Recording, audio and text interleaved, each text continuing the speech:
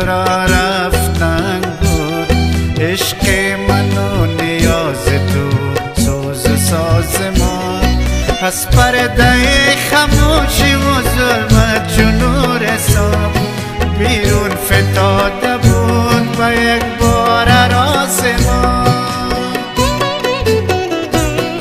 رفتم مرا ببخش و مگو وفا نداشت، راهی بجز گریز برایم نمانده بود. این عشق آتشین پر از درد بی امید در وادی گناه